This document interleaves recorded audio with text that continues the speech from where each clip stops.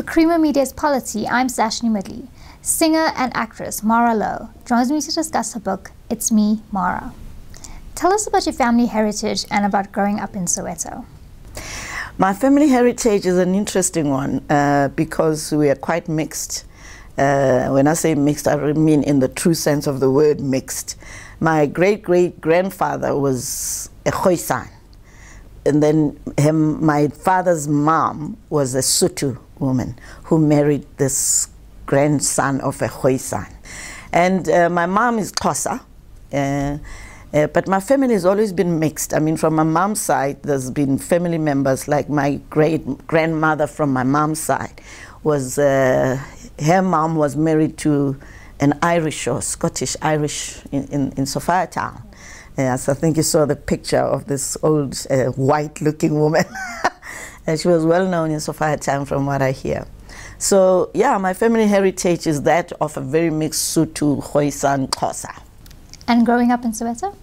Growing up in Soweto, I was actually born, my mom got pregnant in the Eastern Cape, but I was born in a hospital which is now called Garden City Clinic, but in those years, in the 50s, it was called Bridgman Hospital.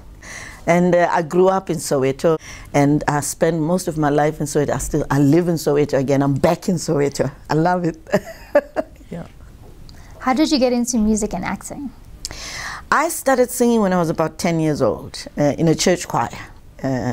Then, as I was growing up, I think when I was around about 13, 14, I became the contralto soloist of the choir, of the church choir. And at school, I also was the one chosen to do the lead of the singing at the assembly in the morning prayers at assembly. And the only song that I knew to sing then was the Lord's Prayer, which I eventually recorded the Lord's Prayer because it's my shield. That's what I carry with me all the time. And then I got into theater by chance of being in high school when I was asked to participate in a musical Sikalo of Gibson Kente. I was in high school then. But my training mostly was that of classical music, opera kind of music. Vivaldi, Gloria, Handel's Messiah.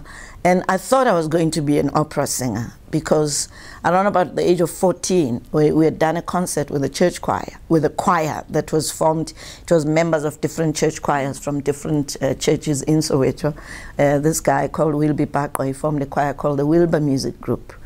And I was the contralto soloist in the choir. So we had an opportunity to perform at the City Hall with the orchestra, National Symphony Orchestra.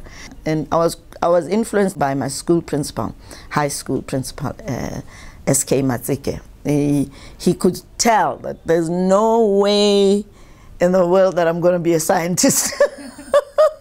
I was very bad with arithmetic. So, but you know, he was a great principal because he could guide a lot of us. I mean, that school produced some of the most highly respected people in society. You know, I was in the same class with Sipho Hotsticks, who also became a musician. And he gave me music books, and I got very interested in being a singer and an actress. But singing was more of what I was doing. Then acting became part of it, because then I took part in musicals like Miropa, which I traveled overseas with, and yeah. You were also part of the Black consciousness movement in the 1970s. Can you tell us about your time in the BCM? It was a very short time. I was introduced to Black consciousness movement by a friend of mine at school. So I used to attend a couple of the meetings, which we were not calling ourselves because we would have been locked up. It was we were disguised as this SCM school Christian movement, as if we were all studying the Bible. But anyway, as time went on, you know, I'm still very Black conscious. Yeah, that you cannot get away from that. But I became more interested in the African National Congress because it was inclusive of all society, all kinds of people. But I still practice a lot of the ideologies of the Black consciousness movement. You were invited to tour Japan for the production Marahs in 1973. Tell us about the process of getting your passport and about your trip. It was an interesting journey, that, because partly because we were living during apartheid, and for me at my age at the time, I needed my parents to sign, a letter like agreeing that I'm traveling overseas, but I couldn't tell them. I couldn't tell my dad because he had already refused when I was about 14 that I'm not going overseas. So I thought, okay, I'm 20 and he's not going to allow me still, because I still haven't got that, when you're 21, they give you the key. So I asked my aunt, my dad's sister, who we used to call her Madam, because she was so westernized in her whole attitude.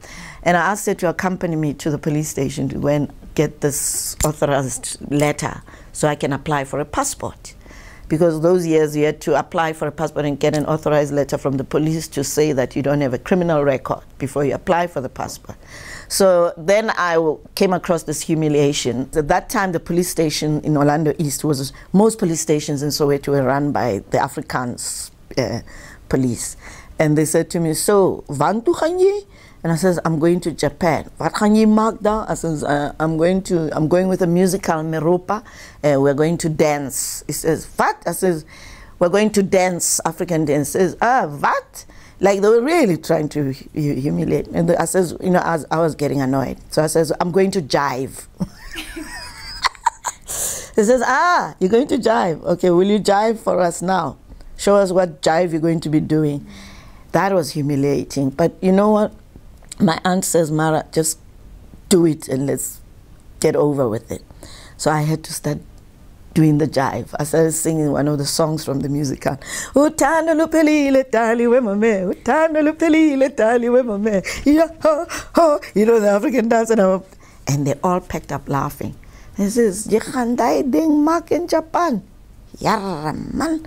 Okay, but eventually they put a stamp, like they say, "We feel sorry for those Japanese, if that's what you take into Japan." But anyway, the humiliation, I thought, you can humiliate me all the way you want. I'm going to Japan.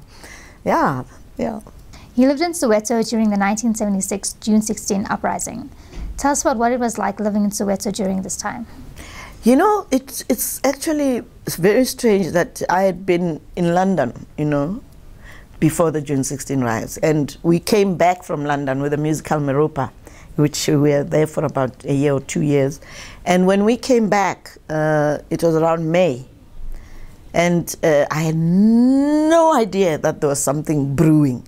We knew that there is always going to be something that's going to eventually burst, but I did not expect it to happen. We flew back in May, and in June one morning, my home is right next to the station in Soweto, in Mzimhlope station.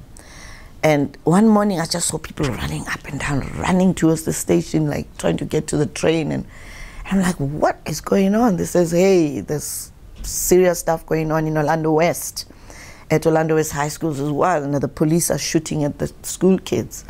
So, wow, that for me was one of the most traumatic times in our country.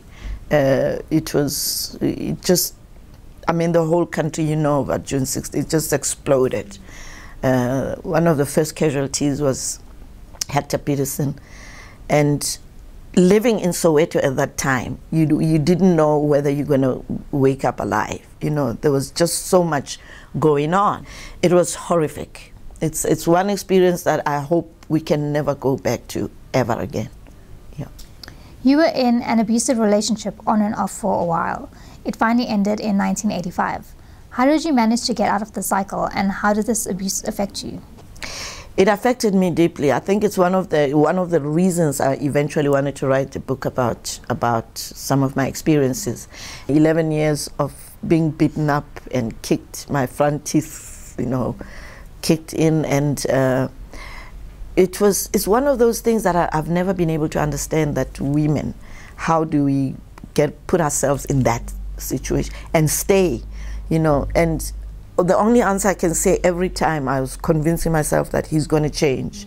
And I really, really love this man. You know, there's no doubt about it. If I didn't love him, I probably would have. I was like madly, stupidly in love with him. And it was every time he would apologize and make me feel as if I am responsible for him doing what he's doing.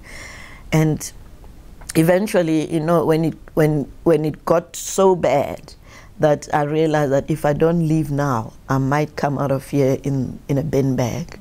So it's about time that I made a move, which was 11 years later. Although during that 11 years, we had on and off, you know, times where we would be away from each other for even a year or so. And then suddenly he would come back and it would be like nothing has happened and we start all over again. So I don't know he had hooked me on what, I have no idea. When I look back, when I was growing up, if you read my book, my mother went through that. My sister went through that abuse, kind of abuse. And now it was me going through that abuse. And I'm hoping my daughter's not going to have to go through that abuse. So it affected me a great deal. Sometimes, some of it, you know, you just lose your self-esteem and you think there's something wrong with you. Why is this person beating me up? Am I so bad in whatever it is that he thinks I'm bad at? So it was quite traumatic. Yeah. You have had unpleasant experiences with promoters. In one instance, you performed a show with money strapped to your body. Can you tell us about this? That was I mean, I had had enough. I mean, this guy, I had heard about him, but you know, you think maybe he's robbed that artist. He probably can. He's a well-known promoter. There's no way he's gonna rob me, no. But I should have taken a hint before we left, when I asked him that you need to pay us a 50% deposit up front before we go anywhere. I should have taken it when he didn't, but he promised that as soon as we hit the first town, he's going to, you know, meet his obligations and give us the 50, which he didn't. And, you know, now we are already on the road with my band and backup vocalists, traveling one town, the next town, the third town. I thought, now this is it. Today I'm making a plan. I decided I'm gonna go and get the money myself at box office, but I had to disguise myself so that the general public, while they're paying, they don't see me. So I was dressed in the big glasses and a duke and scarf and everything. One of the things that sells me out is this thing, you know, so I had to hide this thing and I was not looking at the people, I was just looking, and well, the daughter was collecting the money, and I was just putting the money in this bag. And I said to her, now this guy, the promoter, was not there on that night. I said to his daughter, I'm taking this money today because your father doesn't want to pay us. So if I don't do this now, we are not going to have enough. I mean, my band and everybody, they're starting to be a little bit edgy. So yeah, so I took all this money. Now the funny thing, there was coins and notes, right? So the notes were in one bag, the coins were in another bag. So I took the coins and I put them in the backstage. I put them in one of the musicians' guitar case, and I strapped the paper money. I strapped it around my stomach. I tied myself with something, and I wore this big kaftan. So I looked pregnant, but I look like any day now I'm going to deliver this baby because it was huge. Yeah, it was one of the things. I mean, it was very tough then.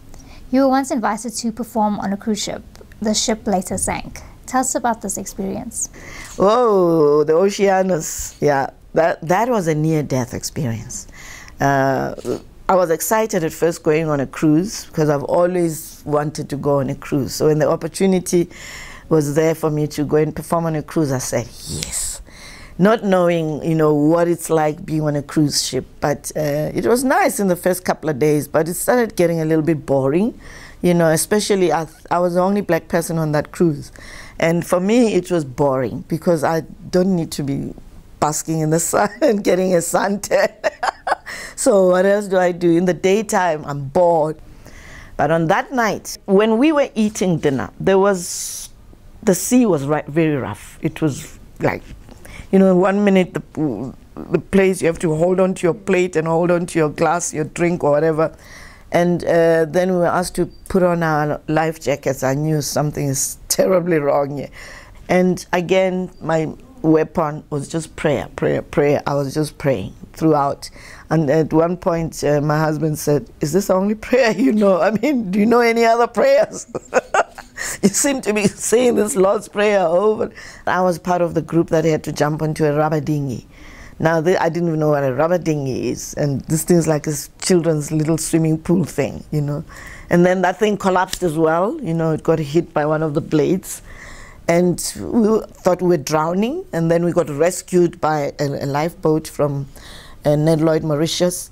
And then we were on the ocean for 5 hours, you know, being tossed around all over the ocean, but still on the lifeboat. It was hectic. I broke my knee. My knee was completely broken when I was transferring from the life raft onto the lifeboat. My whole knee just went because I thought, I'm not staying behind. I'm not going to be left behind to drown. First of all, I can't even swim. So in my mind, I was not even thinking, are there any sharks or whatever. My mind was, survive, so you're going to live, you're not going to die. And I was like, you know, when you start telling God what's not going to happen, I was doing that. I was like telling God, I'm not dying today, not today. No, yeah. You were asked to be a judge in Idols. However, you write that there were some racial disparities when it came to selecting contestants. Tell us about this and about your overall time on the show. First of all, I have to be honest that I thoroughly enjoyed judging Idols. I used to have a great time. What I really enjoyed more was, you know, the funny contestants, the one who really think they can sing. Those were my favorites. You know, I used to have a ball. But I was a bit concerned, you know, at the quality of the contestants that were coming through.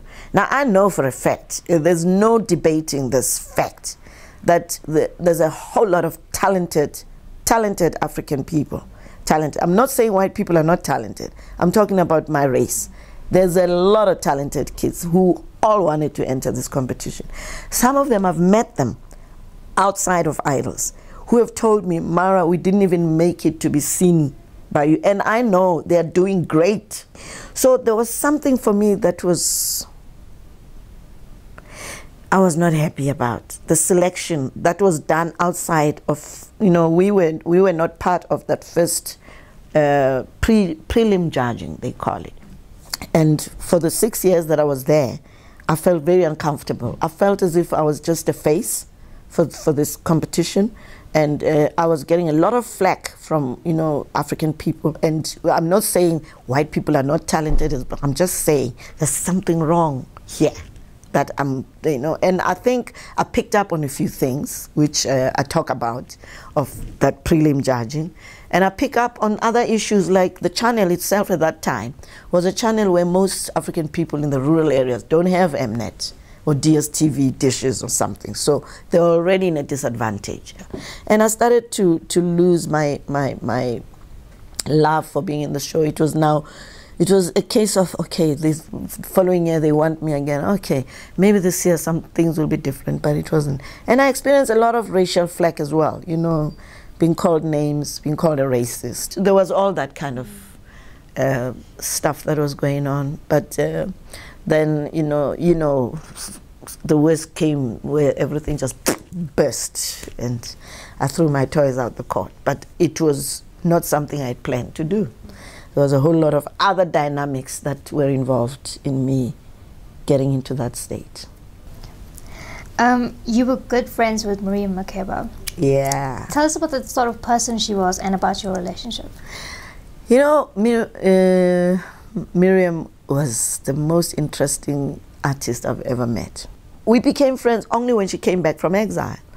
When she was in exile, I've never had the opportunity to meet Miriam Makeba. Much as I loved her music, I was singing some of her songs when I'm performing myself. But we never had the opportunity to bump into each other. Around the world, I've traveled and lived, but I've never actually bumped into Miriam. I've always wanted to meet her, but the opportunity was never there. But then when she came back from exile, we just clicked. You know, she became like my mother, my best friend, my confidant. We could talk about just about anything under the sun. We were close right up until, you know, the day before she passed on. I mean, the day before she died, she calls me. She's in her dressing room. We were probably ready for a show. She calls me, she says, hey, I want you to tell me that joke. You know, she used to love me telling her jokes. I've got baskets and baskets of funny stories. So she always says, can you tell me that funny story again? So this story is about Barack Obama and George Bush. So it's a very funny, naughty joke. So she says, can you repeat that joke? So she's got her phone on speakerphone because she's got the musicians. So I tell the joke, I could hear all of them cracking up laughing. And then the last thing she says is, yeah, I'll see you on Tuesday. I'm coming back on Tuesday. And every time we spoke, the last thing she would always say to me was, I love you, Marah. You're like my own daughter. I love you very much. And I love my punky. She calls my daughter my punky. She says, tell my punky I love you very much. I'll see you on Tuesday. That's Saturday. Sunday, early hours of Monday morning, my landline phone rings around about 4 o'clock. Says, who's phoning me at 4 o'clock in the morning? Now, that can only be my daughter or my member of my family. Pick up my daughter, she's screaming. Tebu, Tebu, she calls me Tebu, Tebu, you know. Put the phone on, Gogo. I says, Gogo, which Gogo? She says, Gogo Miriam. I says, what about Gogo Miriam? She says, Gogo Miriam has died. I says, ah, come on, I spoke to her last night. What happened to her? Yeah, it was a very traumatic thing. I put the TV on, it was headline news. Miriam Makeba collapses on stage and dies. I could not believe it. I mean, she never complained of me. I mean, okay, she had little aches and pains, you know, arthritis here and knees, but she never complained the day before to say, oh, I'm not feeling well, I don't know how I'm going to get through this show. Never. So, you know, for me, it's still a very big, bothering question. What happened? Yeah. Your book details a journey of self-discovery and a quest to find your real parentage. What have you discovered about yourself? I'm at an age now where I can speak my mind without having to apologize to anybody. That's one of the licenses of being over 60. Although I'm not going to be out there just insulting people just because I'm over 60, you know. I still take advice from younger people. I'm still learning from younger people. And I still have this little girl stuck inside of me that I believe that I'm still young at heart. One of the things that I've learned is that I would advise people is not to bottle things up. And it's not to stay angry all the time. It is not worth it. It's not to hate all the time. And it's to learn to forgive, but never forget. Because if you forget, then you're going to repeat this incident in your life. Or it's forgive and move on. But talk about it. Get it out of your system, which is one of the reasons I wrote the book, was to cleanse myself and just bring it all out there. And it was for me a very therapeutic experience. It was not easy writing this book. By a long shot, it wasn't. I just had a hip replacement operation, and I was in bed for eight weeks of doing nothing. No, you can't spend 8 weeks doing nothing. Dr. Mutobi Mutlatse was very influential in forcing me to write the book myself. Because at first I thought, okay, I'm gonna, like I'm telling you, talking to you, I'm gonna tell you my story and you're gonna record everything. And then you're gonna write it in your own words. Mutobi said, no, you're gonna have to write this book yourself. Because no one can tell your story better than you. And that was a challenge. But I went through it head on. And today my book is on the top 10 bestsellers at Exclusive Books. My goodness. I'm still pinching myself like, is this for real? Yeah, it's very exciting. That was singer and actress Marah Louw discussing her book, It's Me, Marah.